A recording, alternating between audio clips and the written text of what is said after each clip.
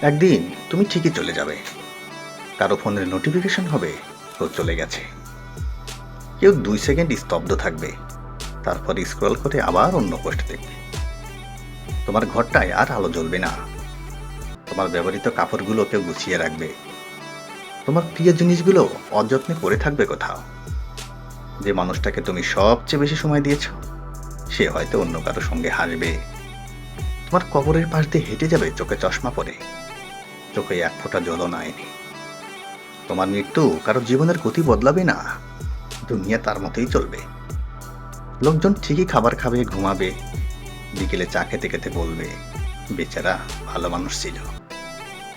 এই ভালো মানুষ বলেই শেষ।